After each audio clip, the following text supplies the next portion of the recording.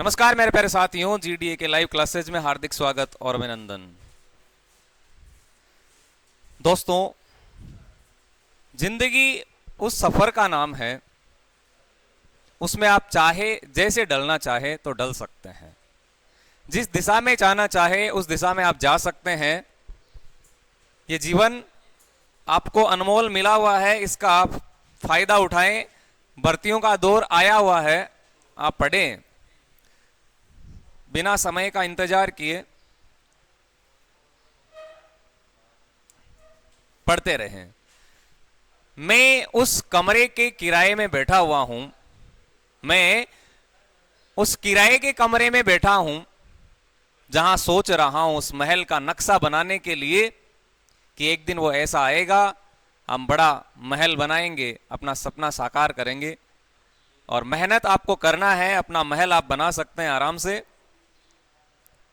अपना topic plant biology हम पढ़ रहे हैं, पादप विज्ञान ये चल रहा था, और एक छोटा सा टॉपिक रह गया है, वो फल है। जानते हैं ना फल क्या हो गया रे? ये लो जी भैया, रेडी, तैयार हो ना? फल, ये एक टॉपिक बचा हुआ है अपना, बाकी आपने कल पढ़ा।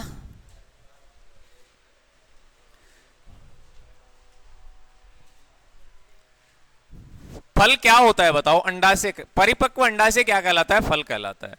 परिपक्व अंडा से, परिपक्व अंडा से को हम क्या बोलते हैं? फल कहते हैं। ये तो इसकी परिभाषा कहती है, परिपक्व अंडा से फल कहलाता है। परिपक्व अंडा से क्या कहलाता है? फल कहलाता है। अब यहां से एक सवाल निकल के ये आ रहा है कि ये अंडा से किसका भाग है? अंडा से किसका भाग होता है? अंडा से तो मादा जनन तंत्र का भाग है। इसका मतलब ये मादा पुष्प में आएगा। अंडा से किसका भाग है? मादा पुष्प का। एक नर पुष्प होता है, एक मादा पुष्प होता है। तो कई बार एग्जाम में सवाल पूछा जाता है, निम्न में से मादा का भाग कौन सा है? मादा पुष्प का। और कई बार ये भी पूछते हैं कि नर पुष्प का भाग कौन सा है। परिपक्व अंडा से ही क्या कहलाता है? फल कहलाता है। और फलों की 3 श्रेणियां हैं। एक तो सरल फल होता है, सरल फल। अच्छा, एक आपके पुंज फल है, और तीसरा इसका टाइप रहता है, वो है संग्रहित फल। कौन सा है? संग्रहित फल। अब कभी आपसे एग्जाम में इसकी डेफिनेशन नहीं पूछी जाती, सवाल आपके सामने आएगा, सवाल आपके सामने ये रहेगा कि सरल फल का एग्जाम्पल, सरल फल कौन सा है। सवाल आपसे पूछा जाएगा पुंज फल कौन सा है, और ये प्रश्न भी आता है कि संग्रहित फल कौन सा है। और इससे ऊपर एक सवाल आपके सामने ये रहता है कि फलों का अध्ययन क्या कहलाता है? फलों का अध्ययन क्या कहलाता है?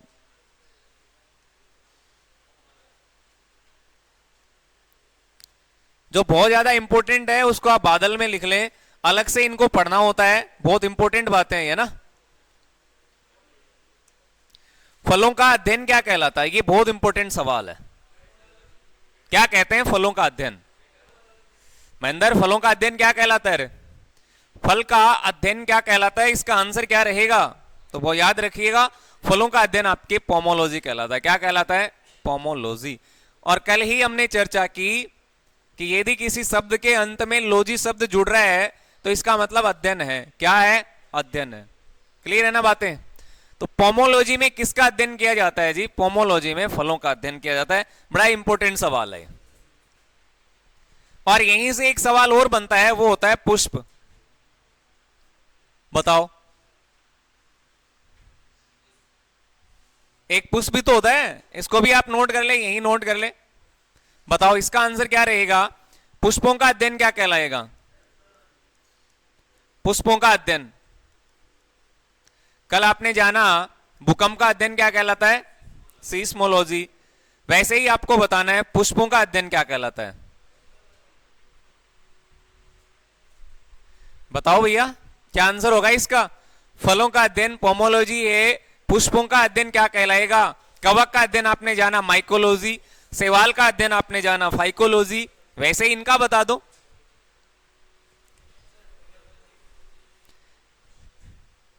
पुष्पों का अध्ययन क्या कहलाएगा? याद रखिएगा, पुष्पों का अध्ययन एंथोलॉजी कहलाएगा। क्या कहलाएगा? एंथोलॉजी। इनको पढ़ना ही होता है, एग्जाम में आते हैं ये सारे। एंथोलॉजी, पुष्पों का अध्ययन क्या कहलाएगा? एंथोलॉजी। और इसी के आसपास एक टिका हुआ एक और सवाल आपके सामने आएगा, वो रहेगा घास का अध्ययन। क्या आएगा? घास का अध्ययन। इसका भी बताओ जरा। घास का अध्ययन, 3 बादल बन गए, और वास्तविक जो बादल होता है उसमें कौन सा एसिड होता है? इसका भी आंसर करो। बादलों में कौन सा अम्ल भरा रहता है जो लास्ट में आपके अम्लीय वर्षा के रूप में आता है? बादल होते हैं, उसमें कौन सा एसिड होता है?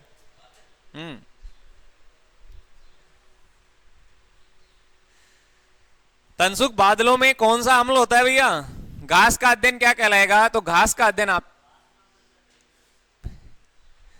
घास में अम्ल होता है, वो बेंजोइक एसिड है। यहां है घास का अध्ययन। यदि आपसे पूछा जाए घास में अम्ल कौन सा है, घास में अम्ल, तो आपका आंसर होता है बेंजोइक। क्या होता है? बेंजोइक। और पिछले एग्जाम में क्या आया था? चिंटी के डंक में कौन सा एसिड होता है? ये सवाल आया पिछले एग्जाम में, मैथेनोइक। यहां सवाल है घास का अध्ययन, तो याद रखिएगा एग्रोस्टोलॉजी। क्या? एग्रोस्टोलॉजी। तो 3 सवाल इंपॉर्टेंट बने। एक तो घास का अध्ययन हो गया, और एक हो गया आपके फलों का अध्ययन, ये भी बहुत इंपॉर्टेंट है, और ये वाला सबसे इंपॉर्टेंट है, पुष्पों का अध्ययन। तो इसको बोला जाता है आपके एंथोलॉजी। याद रखना है इनको। ये लॉजी वाले 1-2 सवाल आते ही रहते हैं।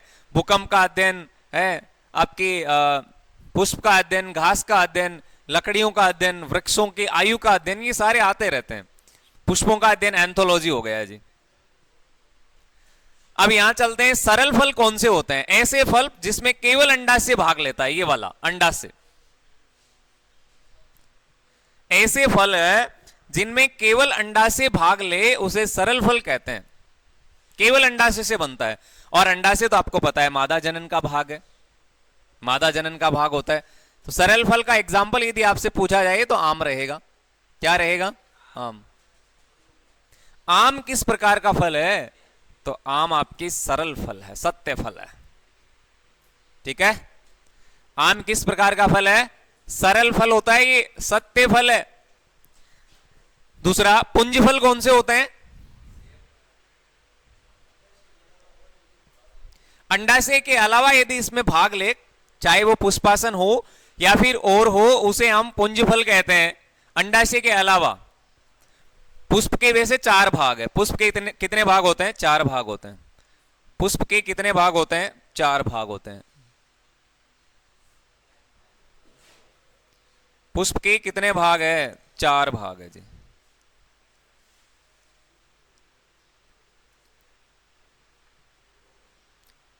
ये वाला अंडाशय, ये वाला क्या है? ये अंडाशय।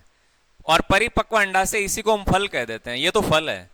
इसके अलावा इसके अलग अलग भाग है, जैसे पूतंतु है, योजी है, पुंकेसर है, स्त्री केसर है, ये सारे बनते रहते हैं। पुंज फल का मतलब होता है स्ट्रॉबेरी। क्या है? स्ट्रॉबेरी।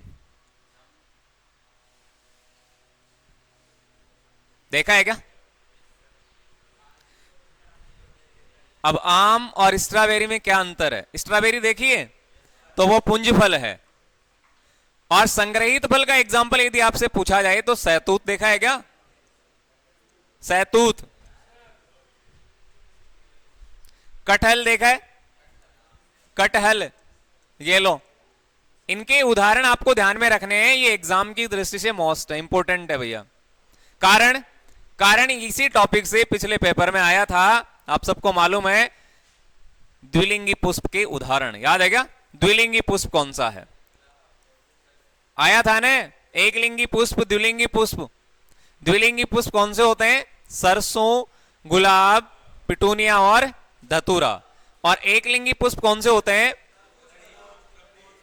हाँ, जो आपकी तरबूज है, ककड़ी है, ये सारे। ताऊ खीरा खाकर मरे, ताऊ खीरा खाकर मरे। कौन सी फसलें थी ये? जायद की फसलें। तो फल में ये रहने वाले सरल, पुंज और संग्रहित फल, कोई दिक्कत नहीं है। छोटे छोटे प्रश्न बनेंगे, याद कर लेना। नेक्स्ट है पुष्प। ये पेड़ पौधों के ही पार्ट है भैया, पुष्प। एक पुष्प में कितने चक्कर होते हैं याद करना, चक्कर की संख्या पूछी जाए तो 4 बताना है। सबसे बड़ा पुष्प कौन सा है?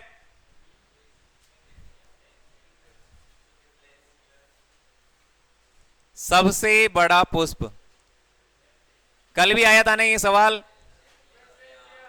हाँ देखो आंसर आ गए। सबसे बड़ा पुष्प कौन सा है? रेफ्लेसिया है, रेफ्लेसिया। लो जी, और आपके टेस्ट पेपर में भी आया होगा सबसे बड़ा पुष्प। और सबसे छोटा पुष्प पूछा जाए, सबसे छोटा पुष्प कौन सा है बताओ? वुल्फिया है। याद रखने इनको, सबसे बड़ा पुष्प सबसे छोटा पुष्प कौन से हैं? ठीक है। एक पुष्प में कितने चक्कर होते हैं? 4। अब चक्कर के यदि आपसे नाम पूछ लें कि ये क्या है तो आपको बताना है, पहला होता है कैलिक्स, दूसरा कोरोला, फिर एंड्रोसियम और फिर गाइनोसियम। याद नहीं हुआ? कोई बात नहीं, KCAG, KCAG ये है आपके, इसको बोलेंगे हम कैलिक्स को बाह्य दलपुंज। अब बताओ कौन सा नाम सरल है? ये बाह्य दलपुंज है, ये वाला आपके दलपुंज है, दलपुंज है। ये वाला पुंकेसर है, क्या है? या जायंग लिख लो आप सीधा। बाह्य दलपुंज, कैलिक्स, कोरोला, एंड्रोसियम और गाइनोसियम। पुंकेसर और स्त्रीकेसर होगा। पुंकेसर या जायांग कह देते हैं, इसको अंडप कह देते हैं ना, स्त्रीकेसर। ये लो, ये पुष्प के 4 भाग है और ये जब चारों भाग नजर आए ऐसा पुष्प कहलाता है परिपक्व पुष्प। क्या कहलाता है? परिपक्व पुष्प। कैलिक्स, कोरोला, एंड्रोसियम और गाइनोसियम, ये पुष्प के 4 भाग होते हैं। अब पुष्प के ऊपर कीट आके बैठते हैं ना, वो किसके कारण बैठते हैं? परागण की क्रिया के कारण। और ये सवाल एग्जाम में आया हुआ है, ये सवाल भी एग्जाम में पूछा हुआ है, कीट को आकर्षित करने वाला पुष्प का कौन सा भाग है? ये सवाल एग्जाम में आया हुआ है, आर्मी के पेपर में पूछा हुआ है। बताओ, कीटों को आकर्षित करने वाला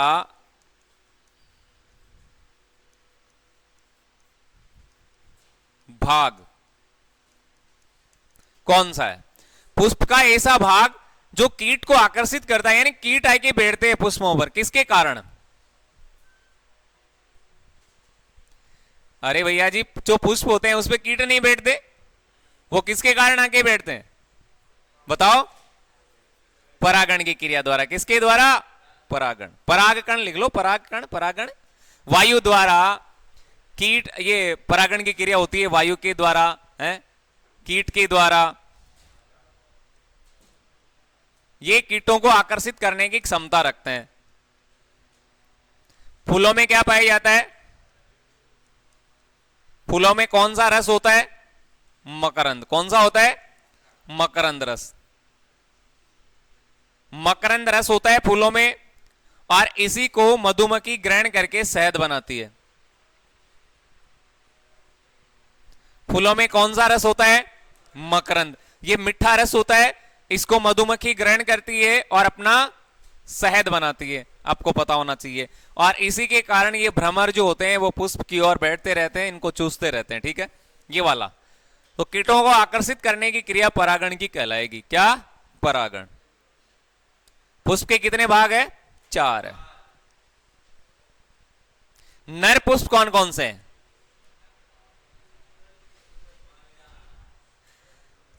अरे नर पुष्प के भाग आपसे एग्जाम में पूछ लिया जाए तो बताओ क्या करोगे? नर पुष्प।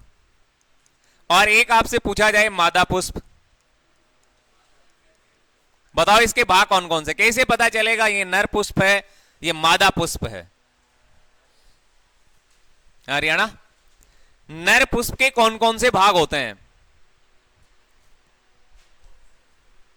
ये तो अपना बचा हुआ पार्ट है कल का। नर पुष्प के बताओ। एक तो पुंकेसर है, क्या है? पुंकेसर है। एक पूतंतु होता है, क्या होता है? पूतंतु। और योजी है। वर्तिका, वर्तिकाग्र और अंडाशय, ये वाले मादा पुष्प। लेकिन मुख्य याद रखना पुंकेसर है। क्या है? पुंकेसर है। और इधर क्या है? हाँ, स्त्री केसर या अंडाशय, ये वाला। और जब अंडाशय परिपक्व हो जाता है उसको क्या कह देते हैं? फल कह देते हैं। क्या कह देते हैं? फल कह देते हैं। तो ये कुछ बातें आपके बची हुई थी प्लांट बायोलॉजी से जो आपको ध्यान में रखनी है।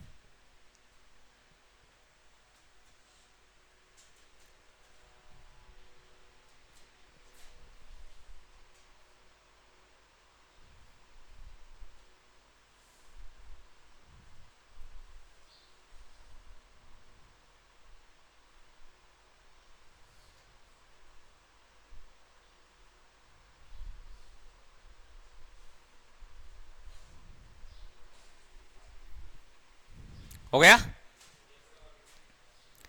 ये कल का बचा हुआ पार्ट है। और अब चलते हैं हम आज के टॉपिक में। और आज का जो अपना टॉपिक रहेगा वो है आपके कोशिका। क्या है? कोशिका।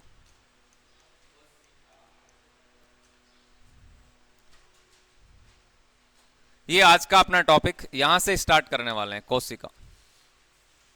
अब जो नए बच्चे आए उनके लिए यहां से शुरुआत होगी। वो तो बचा हुआ पार्ट था कोशिका। ठीक है? और यहां से आप मान के चलिएगा एक सवाल एग्जाम में आने वाला है। बड़ा टॉपिक है तो एक सवाल तो यहां से बनता है। एक सवाल यहां से बनेगा, कंफर्म बनने वाला है कोशिका से। सेल,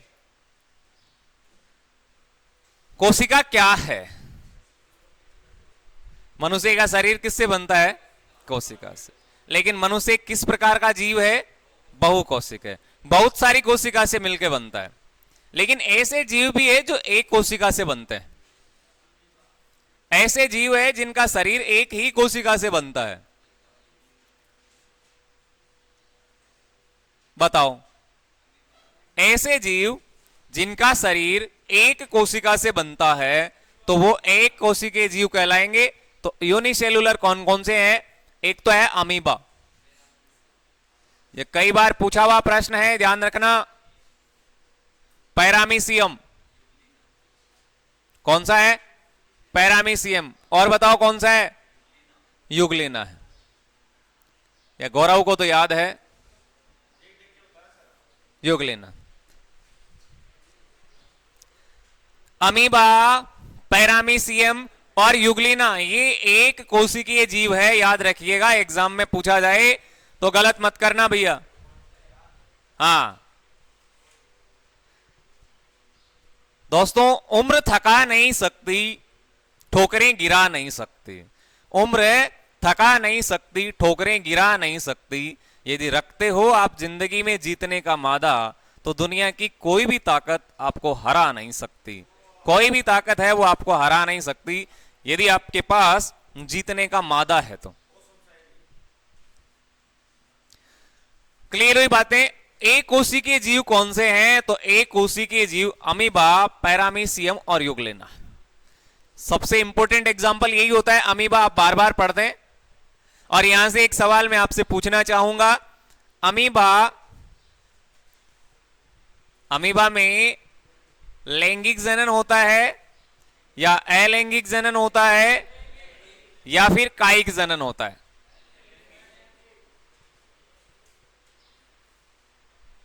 जिस प्रकार से मनुष्य लैंगिक जनन करता है, मेंढक अलैंगिक जनन करता है। मेंढक में आपके जनन की प्रक्रिया में एक ही प्राणी भाग लेता है, आप पता है आपको, है ना? है कि नहीं? अलैंगिक जनन में, अलैंगिक जनन में तो एक ही प्राणी भाग लेता है।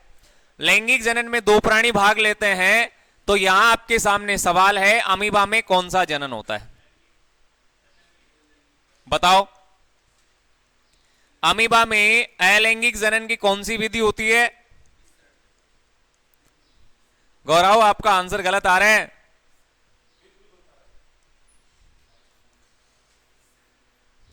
अमीबा में अरे अमीबा में अलैंगिक जनन की कौन सी विधि होती है?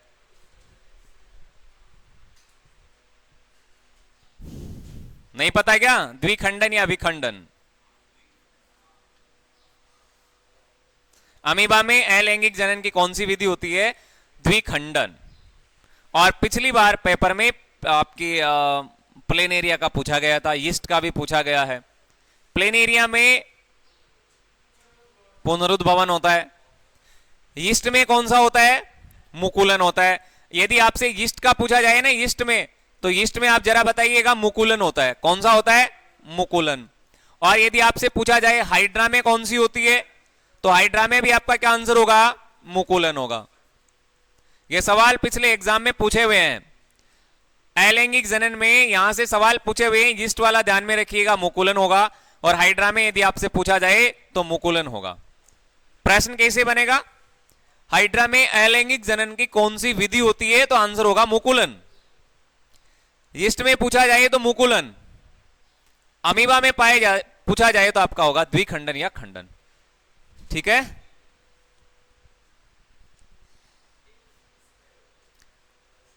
कोशिका क्या है? कोशिका तो इकाई है। किस प्रकार की इकाई है? कोशिका सजीवों की यूनिट है। किसकी है? सजीवों की। सजीवों की संरचनात्मक और क्रियात्मक इकाई का नाम क्या है? कोशिका।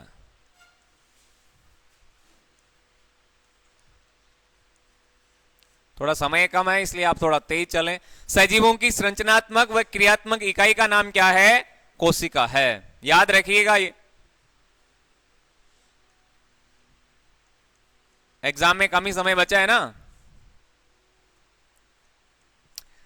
सजीवों की संरचनात्मक और क्रियात्मक इकाई का क्या नाम रहेगा? तो कोशिका रहेगा। सजीवों की संरचनात्मक और क्रियात्मक इकाई कौन सी है? कोशिका।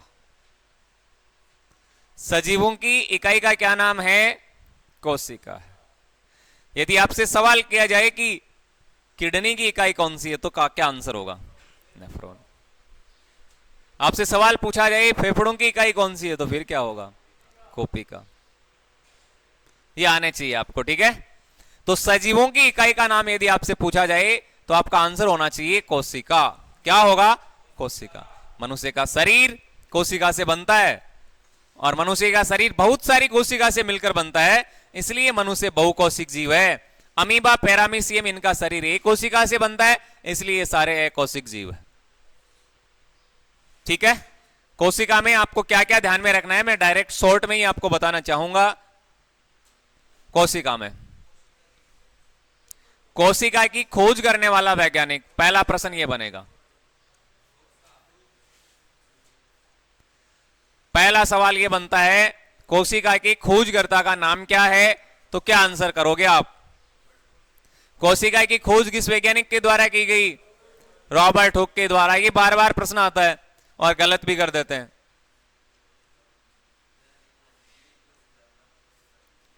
ये बहुत इंपॉर्टेंट है। कोशिका की खोज करने वाला वैज्ञानिक रॉबर्ट हुक 1665 में। हालांकि सन आपसे कभी नहीं पूछा जाता, बहुत कम संभावना होती है। कोशिका की खोज रॉबर्ट हुक ने की थी। ये खोज याद कर लो पहले, फिर आएगा आपके सामने केंद्रक की खोज। केंद्रक की खोज किसने की? रॉबर्ट ब्राउन ने। रॉबर्ट है ब्राउन, रॉबर्ट ब्राउन ने। ठीक है। सवाल आपके सामने आएगा, गुणसूत्र की खोज किसने की?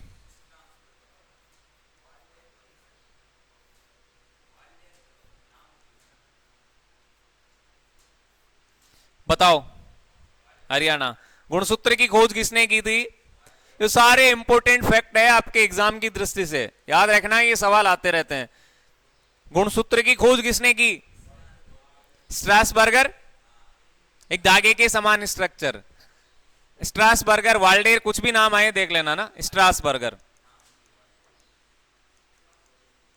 या फिर आपके सामने वाल्डेर भी आ सकता है, नाम दिया था क्या? वाह जी। अब यहां से एक छोटा सा सवाल आ ही रहा है, मानव में कुल गुणसूत्र की संख्या कितनी है? मानव में कुल गुणसूत्र बताओ भैया, फटाफट आंसर करो। 46। इट मीन्स दोनों में से जो पूछा जाए देख लेना, दोनों में से जो पूछा जाए वो देख लेना। मानव में कुल गुणसूत्र की संख्या कितनी होती है?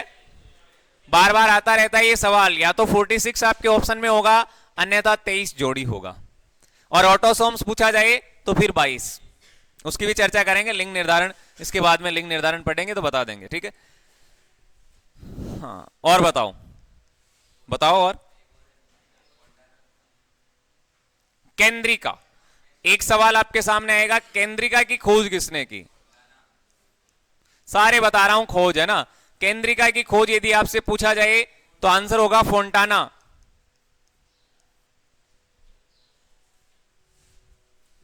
ठीक है, पहले खोज आप ध्यान में रख लो, ये सारे के सारे आपसे सवाल किया जाता है प्रोटोप्लाज्म शब्द का प्रतिपादन किसने किया, या मैं लिख देता हूं सीधा ही जीव द्रव्य। लो, जीव द्रव्य की खोज बताओ, जीव द्रव्य की खोज किसने की? तो आपका आंसर क्या होगा? डुजार्डिन। क्या होगा? डुजार्डिन। या फिर आप लिखोगे पुरकिंजे, जो ऑप्शन में आए उसके हिसाब से। प्रोटोप्लाज्म, जीव द्रव्य। और ये सवाल आर्मी में पूछा हुआ प्रश्न है, याद रखिएगा, इंपॉर्टेंट है। डीएनए का द्विकुंडलित मॉडल किसने दिया? डीएनए का द्विकुंडलित मॉडल किसने दिया था? ये आर्मी के पेपर में पूछा हुआ प्रश्न है, जरूर ध्यान में रखिएगा, ये बहुत इंपॉर्टेंट है, आया हुआ सवाल। डीएनए का द्विकुंडलित मॉडल किसने दिया? वाटसन और क्रिक ने। किसने दिया था? वाटसन और क्रिक ने। मैं शॉर्ट एकदम बनाने की कोशिश कर रहा हूं, जितना हो सके उतना कम से कम। वाटसन और क्रिक, डीएनए का द्विकुंडलित मॉडल किसने दिया? वाटसन और क्रिक ने। ठीक है, रहेगा याद। महेंद्र, माइटोकॉन्ड्रिया की खोज किसने की?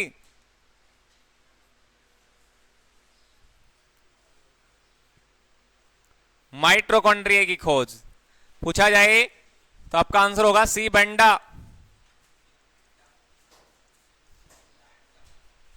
सी बेंडा ने माइटोकॉन्ड्रिया की खोज की। अब ये नहीं आए तो अल्टमान आ जाएगा, अलग अलग है इनके, बायोब्लास्ट नाम दिया था ये वगैरह वगैरह है ना। तो ये सी बेंडा या फिर अल्टमान, बस इतने ध्यान में। मुख्य ये है ना, कोशिका की खोज करता है, केंद्रक के खोज, ये पूछे जाते हैं बार बार भर्तियों में।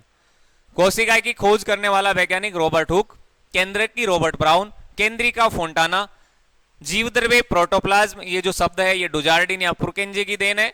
और डीएनए का द्विकुंडलित मॉडल वाटसन और क्रिक का दिया हुआ है। और माइटोकॉन्ड्रिया की खोज करने वाला वैज्ञानिक कौन है? तो सी बेंडा या अल्टमान। बहुत सारे प्रश्न बने यहां से।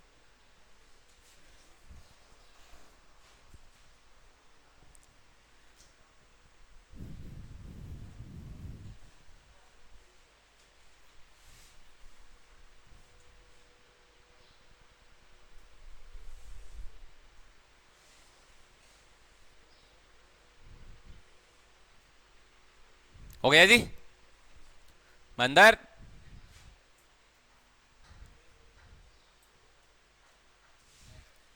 क्लियर है बातें?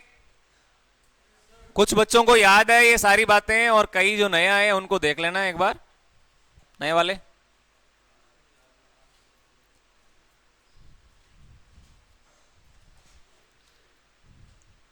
कोशिका के अंग क्या कहलाते हैं पता है ना? कोशिकांग। अब मैं आपको बताऊंगा यहां से कौन सा सवाल एग्जाम में आया था आर्मी के पेपर में, ठीक है। लेकिन उसको बनाने का तरीका थोड़ा सा अलग था, बस सिंपल सी बात यह है। कोशिका के अंग 3 प्रकार के। पहला होगा एकल झिल्ली युक्त, ऐसे कोशिका के अंग जिसमें एकल झिल्ली पाई जाती है।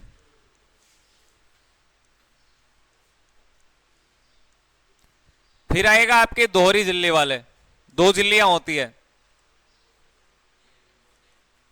नहीं है इतना, है ना। और एक आएगा जिसपे झिल्ली होती नहीं है, इसका मतलब झिल्ली विहीन हो गया। अब आंसर आपको करना है। हरियाणा से शुरू करते हैं।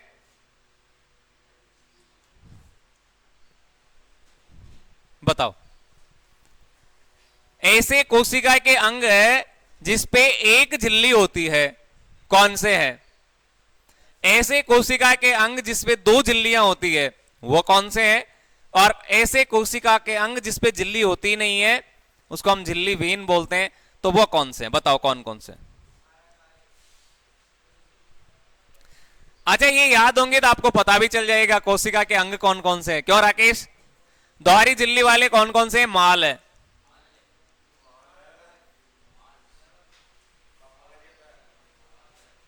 सही है। और झिल्ली विहीन है तो रात है। लो,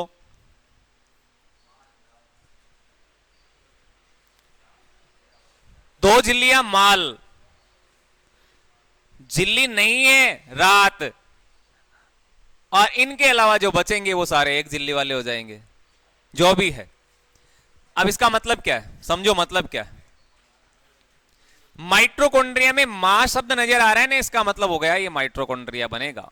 मां से क्या बनेगा? माइट्रोकॉन्ड्रिया। और इसी से पिछले एग्जाम में सवाल भी पूछा गया था। ऐसा कोशिका का अंग जो श्वसनांग है, जिसमें श्वसन अंग पाए जाते हैं, ये सवाल पिछले अग्निवीर के पेपर में आया हुआ है, पूछा गया था। और लय से बनेगा लवक, जैसे हरित लवक। पत्तियों का रंग हरा किसके कारण होता है? क्लोरोफिल या हरित लवक के कारण होता है। पत्तियों में पीलापन किसके कारण होता है? क्लोरोसिस होता है। जी बिल्कुल। अब रात से दो शब्द निकल रहे हैं, एक तो रा और तय। रा का मतलब राइबोसोम, प्रोटीन की फैक्ट्री कहलाएगी ये। और तय से बनेगा तारक काय, वही है ये जिसकी आकृति बैल के पहिए के समान होती है, जिसमें 9 घुंडियां पाई जाती है, 9+2 में डंडे लगे रहते हैं ऐसे, ये वही है। तो माल और रात याद रखिएगा। और इसके अलावा जो भी बचे वो सारे सिंगल मेम्ब्रेन वाले होंगे, एकल झिल्ली वाले होने वाले हैं। जो भी है, जैसे lysosome, suicide bag of cell, lysosome लिख देता हूं मैं यहां पे, लाइसोसोम इंपॉर्टेंट भी है। लाइसोसोम इसके अलावा आपके ईआर हो गया, अंतः प्रदर्वी जालिका, अंतः द्रवी जालिका है ना, ये वाला भी है। इसके अलावा जो भी आए वो एकल झिल्ली में आएंगे, कहने का मतलब ये है सीधा साफ। तो दो झिल्लियां माल में होगी, माइट्रोकॉन्ड्रिया और लवक में, और एक झिल्ली विहीन होंगी, वो रात होंगे राइबोसोम और तारक काय में। और इसके अलावा जो बच रहे हैं वो सारे सिंगल मेम्ब्रेन के हैं, एकल झिल्ली वाले कोशिका के अंग है। कीजिएगा नोट।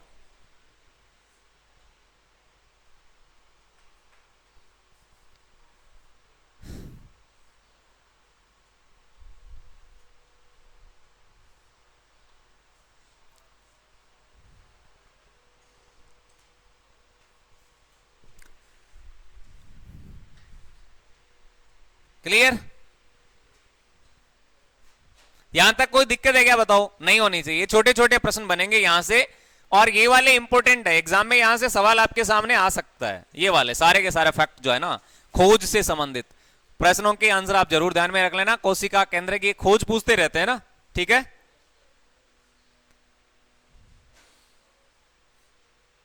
अब सबसे पहले हेडिंग आप लगाओगे माइट्रोकॉन्ड्रिया। क्या? माइट्रोकॉन्ड्रिया लगाओ हेडिंग, माइट्रोकॉन्ड्रिया। क्या क्या प्रश्न बनेंगे याद कर लेना भैया जी, इनको बोल रहा हूं बार बार, ये इंपॉर्टेंट है। माइट्रोकॉन्ड्रिया,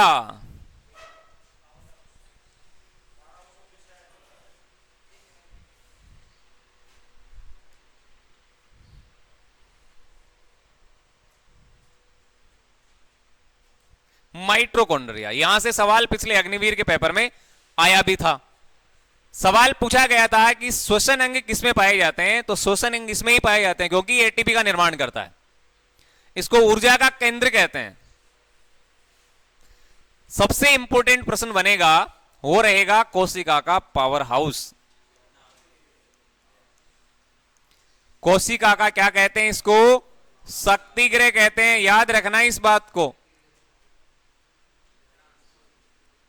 ये लो जी, सबसे महत्वपूर्ण प्रश्न है कोशिका का शक्ति गृह। यदि आपसे पूछा जाए तो आपका आंसर होगा माइटोकॉन्ड्रिया।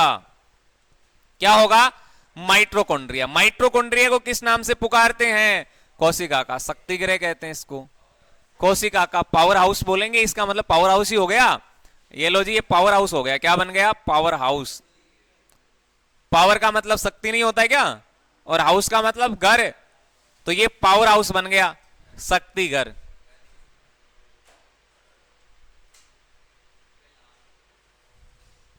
दोस्तों अक्सर वही लोग ठोकरें खाते हैं जो रास्ते के पत्थर को उठाना नहीं जानते। उनको ठोकरें लगती है और व्यक्ति को ठोकर लगना आवश्यक है, समझे क्या। इसलिए कहा जाता है कि मैदान में हारा हुआ इंसान फिर से उठ सकता है, लेकिन मन से हारा हुआ इंसान फिर से उठ नहीं सकता, जीत नहीं सकता। इसलिए मन से नहीं हारना है। मन से हार गए तो वापस उठने में दिक्कत। पावर हाउस इसको बोला जाता है, कोशिका का शक्ति गृह इसको कहते हैं। क्या कहते हैं, कोशिका का शक्ति गृह। अच्छा, इसको और किस नाम से जानते हैं, इसको अर्ध स्वायत्त शासी अंग कहते हैं। याद कर लेना, अर्ध स्वायत्त शासी अंग, सारी बातें। अच्छा, इसमें और क्या होता है, इसको श्वसन अंग बोला जाता है और ये पिछले आर्मी के पेपर में आया हुआ है। याद रखना, ये अग्निवीर के पेपर में आया था। और क्या होता है, इसमें एटीपी का निर्माण होता है। क्या होता है, एटीपी का निर्माण। अब जब एटीपी का निर्माण होता है तो इसलिए हम उसको ऊर्जा का केंद्र भी बोल देते हैं। क्या बोल देते हैं, ऊर्जा का केंद्र।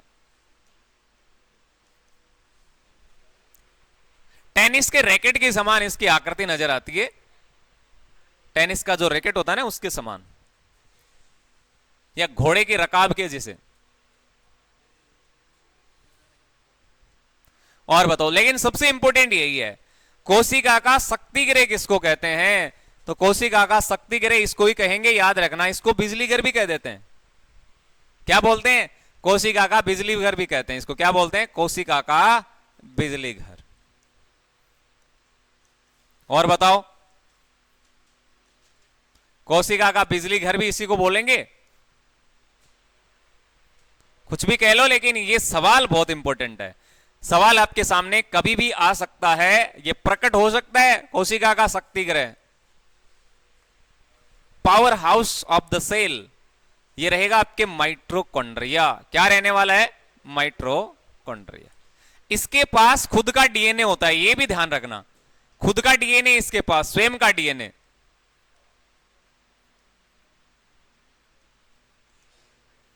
ये लो, DNA, DNA deoxyribose nucleic अम्ल। डीएनए का पूर्ण रूप यदि आपसे पूछा जाए, पूरा नाम पूछ सकते हैं, क्यों नहीं पूछ सकते, बताओ। आया हुआ है लेजर का पूरा नाम। लेजर का पूरा नाम पूछा हुआ है, आर्मी के पेपर में ही आया था। अब लेजर का तो इतना बड़ा है, पूरा बोर्ड ही कंप्लीट हो जाएगा, तब तक लिखा नहीं जाएगा, इतना बड़ा है। Laser, light amplification by stimulation emission of radiation, ये इतना बड़ा नाम आर्मी के पेपर में पूछा हुआ है। डीएनए, डीएनए का पूर्ण रूप यदि आपसे पूछा जाए तो क्या करोगे, बताओ। डीऑक्सी, डीऑक्सी राइबोज न्यूक्लिक अम्ल। क्या होगा, न्यूक्लिक है अम्ल। तो माइटोकॉन्ड्रिया में बस ये बातें आपको पढ़नी है। कौन कौन सी बातें, और जिनको पूरा नहीं पता तो वो तो ये जरूर याद करके जाएं, कोशिका का शक्ति गृह किसको कहते हैं, माइटोकॉन्ड्रिया को कहते हैं। ये वाला बहुत इंपॉर्टेंट है, एग्जाम में 100% संभावना भी रहती है ऐसे प्रश्न आने की। माइटोकॉन्ड्रिया हो जाएगा याद। माइट्रोकॉन्ड्रिया कोशिका का पावर हाउस कहलाता है, कोशिका का शक्ति गृह कहलाता है। क्यों कहलाता है जी? ये इसलिए कहलाता है क्योंकि इसमें एटीपी का निर्माण होता है। किसका निर्माण होता है? एटीपी का निर्माण, इसलिए इसको कोशिका का शक्ति गृह कहते हैं। कोई दिक्कत नहीं है? तो एक प्रश्न आपका तैयार है, कोशिका का शक्ति गृह माइट्रोकॉन्ड्रिया। दूसरा, नेक्स्ट, राइबोसोम। अब यहां से क्या सवाल बनेंगे? स्मार्ट स्टडी इसी को बोलते हैं। क्या प्रश्न बनने चाहिए वो आपको निकालना आना चाहिए, है? राइबोसोम की खोज किसने की? किसने की थी?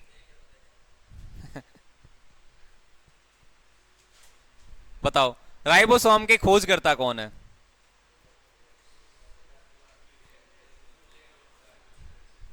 क्या अजय?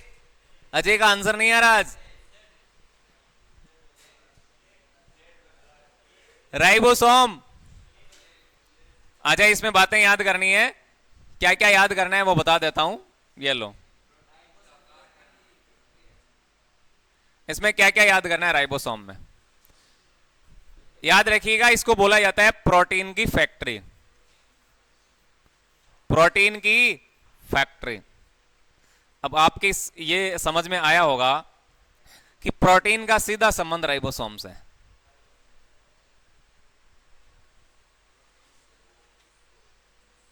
और यदि आपसे एलिमेंट पूछा जाए कि कौन से तत्व में प्रोटीन उपस्थित होता है, फिर आंसर क्या होगा? प्रोटीन युक्त एलिमेंट यदि आपसे पूछा जाए तो नाइट्रोजन है। क्या है? नाइट्रोजन। मैं इधर लिख देता हूं,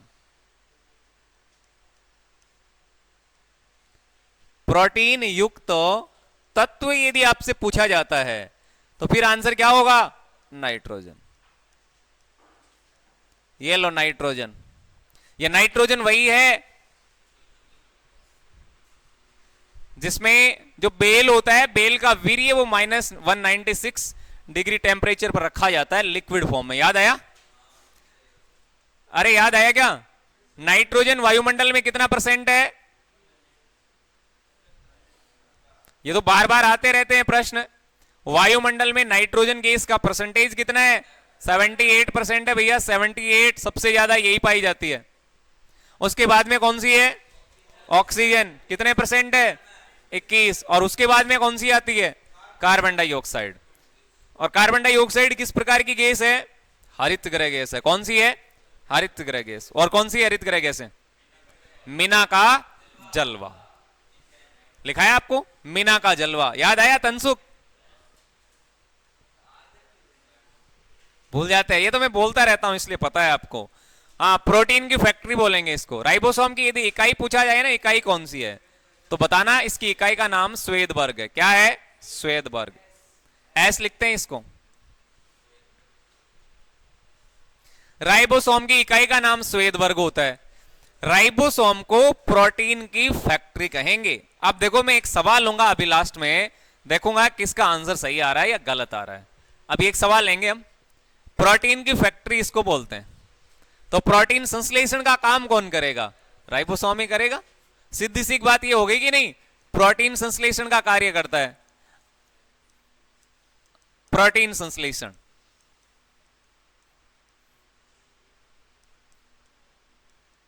राइबोसोम की खोज करने वाला वैज्ञानिक कौन था? तो पैलेट था। कौन था?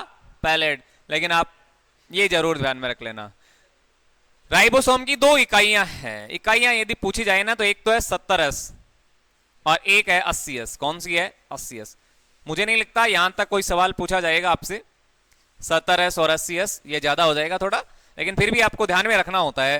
राइबोसोम की 2 उप इकाइयां हैं, 70S और 80S। इसका पूछा जाए तो ये 50 + 30 से मिलकर बनती है और ये 60 + 40 से मिलकर बनती है, लेकिन इतना आप नहीं पढ़े। इसको वास्तव में किस नाम से पुकारा जाएगा? प्रोटीन की फैक्ट्री कहेंगे इसको। ये जरूर ध्यान में रख लेना। प्रोटीन संश्लेषण का कार्य करता है राइबोसोम। राइबोसोम क्या काम करता है? ये प्रोटीन संश्लेषण का कार्य करता है। क्लियर? तो कोशिका का शक्ति गृह पूछा जाए तो क्या आंसर होगा? माइटोकॉन्ड्रिया। और प्रोटीन की फैक्ट्री पूछा जाए तो क्या आंसर होगा? राइबोसोम। Next, lysosome. तीसरा लिखिएगा, लाइसोसोम। छोटे छोटे प्रश्न बनेंगे।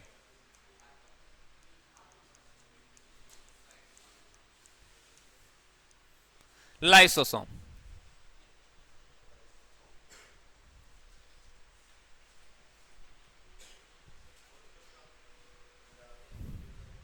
आंखों में नींद तो बहुत है पर सोना नहीं।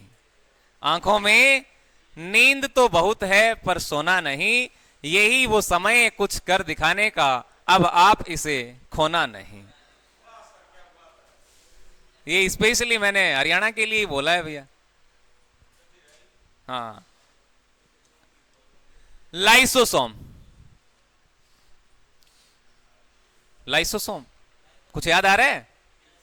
क्या कहते हैं इसको? अरे ये छोटे छोटे एक एक लाइन के सवाल है ना, ये हमेशा के लिए माइंड में फिट कर लो। लाइसोसोम को कहते हैं कोशिका की आत्मघाती थैली। क्या कहते हैं? आत्मघाती थैली। तो तीन ही तो प्रश्न बने अभी तक इंपोर्टेंट। कोशिका का शक्तिगृह, माइटोकॉन्ड्रिया, प्रोटीन की फैक्ट्री राइबोसोम, और कोशिका का आत्मघाती थैली। यदि आपसे पूछा जाए कि आत्मघाती थैली किसको कहते हैं, तो लाइसोसोम को कहते हैं जी। किसको कहते हैं? लाइसोसोम। अब एग्जाम में आ गया सुसाइड बेग, घबरा जाएंगे। सुसाइड बेग, आत्मघाती थैली का मतलब क्या है? सुसाइड बेग ही तो है। क्या है सुसाइड बेग? सुसाइड का मतलब क्या होता है? आत्मघात करना। तो सुसाइड बेग कहते हैं। अच्छा, क्यों कहते हैं? क्योंकि इसमें जो खाद्य पदार्थ होते हैं, प्रोटीन को पचाने वाले एंजाइम जो होते हैं, हाइड्रोलाइटिक एंजाइम पाए जाते हैं। इसमें कौन से एंजाइम होते हैं? हाइड्रोलाइटिक। यह सवाल आया हुआ है। हाइड्रोलाइटिक एंजाइम होते हैं, इसमें पाए जाते हैं हाइड्रोलाइटिक एंजाइम। तो ये कई बार क्या होता है, इसको पचा नहीं पाते, और जब पचा नहीं पाते तो इसके अंदर वाली जो झिल्ली है वो फट जाती है, और फटने के कारण इसको बोला जाता है आत्मघाती थैली। यही सवाल आप याद करोगे। कोशिका की आत्मघाती थैली किसको बोलते हैं? तो लाइसोसोम को कहते हैं। किसको कहते हैं? लाइसोसोम को। ये एक एक लाइन के प्रश्न याद कर लेना, आपकी जिंदगी बदलेगी। है आत्मघाती थैली लाइसोसोम है। और लाइसोसोम के खोजकर्ता पूछा जाए तो डी डुवे। कौन है? डी डुवे।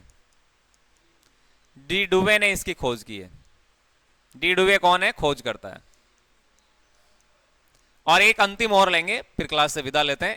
एक और लेते हैं अंतिम। लाइसोसोम हो गया। लाइसोसोम हरित लवक है। एक लिख लो आप, ER एंडोप्लाज्मिक रेटिकुलम है ना, अंतःद्रवी जालिका।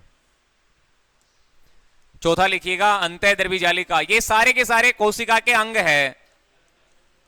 अंतःद्रवी जालिका, ER कहते हैं इसको, ER। ये लो, एंडोप्लाज्मिक रेटिकुलम। इसके खोजकर्ता भी इंपॉर्टेंट है। अंतःद्रवी जालिका की खोज करने वाले वैज्ञानिक कौन थे? तो कीथ पोर्टर। कौन है? Keith porter. खोजकर्ता कौन है? खोजकर्ता पूछा जाए, कीथ पोर्टर है जी। कीथ पोर्टर 1845 में, 1845 में खोज हुई है इसकी, कीथ पोर्टर ने की है। लेकिन मैं जैसे कि बताया, खोज आपसे पूछी नहीं जाएगी, सीधा सिंपल सा प्रश्न एग्जाम में बनेगा। ठीक है। कीथ पोर्टर ने इसकी खोज की, अंतःद्रवी जालिका की। लेकिन मुख्य इसके दो टाइप याद करना, एक तो चिकनी होती है और दूसरी होती है खुरदरी। अब ये नाम याद नहीं रहे तो ये याद करना, SER, और एक होगा RER। स्मूथ एंडोप्लाज्मिक रेटिकुलम है ये, और ये रफ एंडोप्लाज्मिक रेटिकुलम है, यानी खुरदरी, और एक है चिकनी। ठीक है। अब यहां से भी एक सवाल बना, लेकिन वो आर्मी के पेपर में नहीं, वो आया था एयरफोर्स की एग्जाम में, या नेवी एयरफोर्स की एग्जाम में सवाल पूछा, शरीर में से विष का निराविष्करण कौन करता है? ये करता है। शरीर में से विष को बाहर निकालने का कार्य करता है।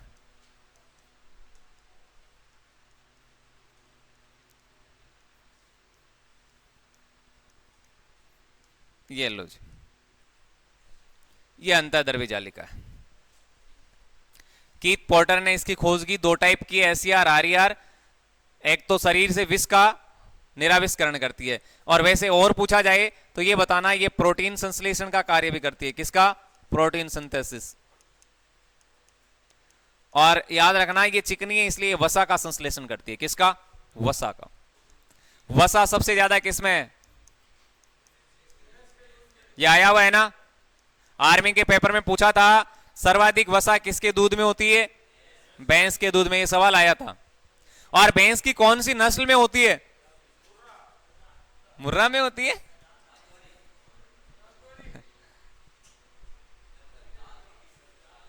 नस्लें याद है भैंस की? मुर्रा, जाफराबादी, भदावरी, महसाना, ये भैंस की नस्लें हैं। याद नहीं है क्या? वसा, अच्छा लिख लेना, भैंस सर्वाधिक वसा। इधर लिख देता हूं मैं, ये सवाल भी पूछा हुआ है। सर्वाधिक वसा, ये आर्मी के पेपर में आया हुआ प्रश्न है। भैंस के दूध में है ना। किसकी? भैंस के दूध में। भैंस के दूध में। और लगभग 7 से 8% होती है। हालांकि ये सबसे ज्यादा बारहसिंगा में होता है। बारहसिंगा जो होता है, वेन स्टेग है ना, उसमें होता है ये, लगभग 21% के आसपास। तो सर्वाधिक वसा भैंस के दूध में होगी। किसके दूध में होगी? भैंस के दूध में। और भैंस का जैविक नाम क्या होता है? भैंस का जैविक नाम बताना। कल आपको बहुत सारे नाम बताए थे ना, आम का मैजिफेरा इंडिका, मटर, पाइसम सेटाइवम, खेजड़ी, प्रोसोपिसिनेरिया, मैंने बहुत सारे नाम बताए। भैंस का होता है, क्या होता है? बुवेलिस। क्या होता है?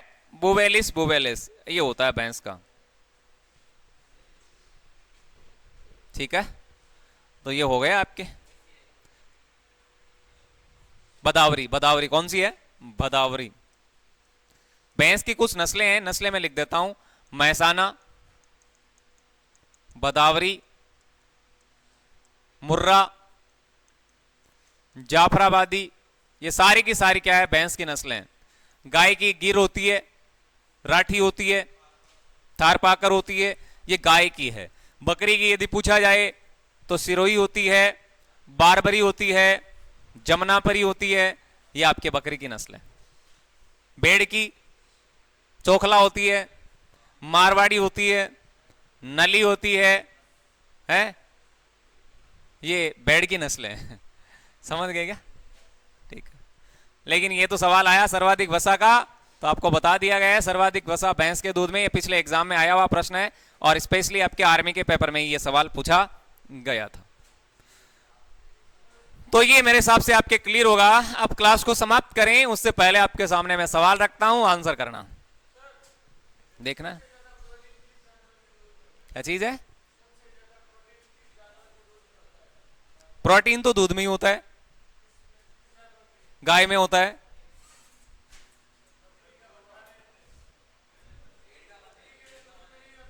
प्रोटीन गाय में होता है, गाय के दूध में प्रोटीन पाया जाता है, बिल्कुल पाया जाता है। नहीं, अभी कर लेंगे, चर्चा कर लेंगे, चर्चा करेंगे। अभी एक सवाल लेता हूं, पहले करेंगे चर्चा।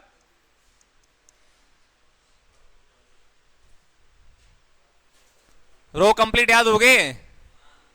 रोग में तो कोई दिक्कत नहीं है।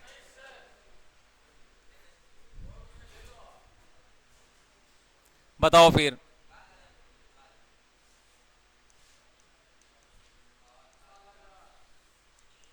कालाजार किस प्रकार की बीमारी है?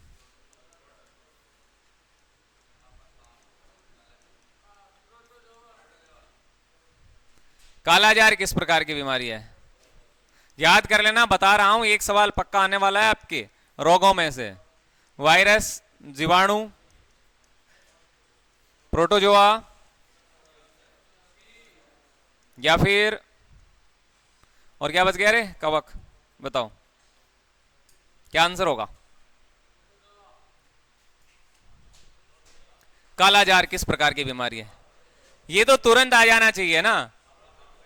कालाजार जैसे ही बोला आंसर आया। कालाजार किस प्रकार की बीमारी है? कालाजार किस में आ रहा है? पापा काम पे सोते हैं। ये मैंने ट्रिक्स आपको बताई। अब यहां से देखो कहां से काला जार ये रहा, लेकिन ये है किसकी? ये तो प्रोटोजोआ की है जी। ये किसकी है? प्रोटोजोआ की है ना। पास से ये पापा से क्या बनाया? पायरिया। याद आया क्या? पायरिया। मैं से मलेरिया। ये भी आर्मी के पेपर में आया हुआ है, ये भी आर्मी के पेपर में बना हुआ प्रश्न है। मलेरिया किस प्रकार की बीमारी है, याद रखना ये। और ये पैचिस है, पैचिस। और लास्ट में है ये निद्रा रोग। ये क्या है? निद्रा रोग। घरेलू मक्खी के काटने से होता है ना। तो इसका आंसर क्या होगा? प्रोटोजोआ। एक और ले लेता हूं, एक सवाल और लेते हैं।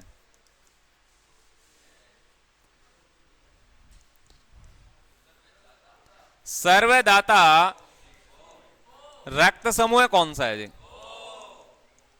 इसका आंसर तो ऐसे ही आ गया है ना, बिना ऑप्शन से ही। क्या है बताओ? और क्या बच रहा है? करो आंसर। सर्वदाता रक्त समूह कौन सा है? ओ है क्या? वाह, राकेश का आंसर सबसे पहला है। देखो राकेश भी होशियार हो गया। कौन सा होगा? ओ बिल्कुल सही है। सर्वदाता पूछा गया, मैंने याद भी करवाया था। डोनेट करना, डोनेट करने को बोलेंगे दान करना, तो यहां से ओ निकल के आ रहा है कि नहीं आ रहा? तो ये सही है। और ए भी क्या है? सर्वग्राही।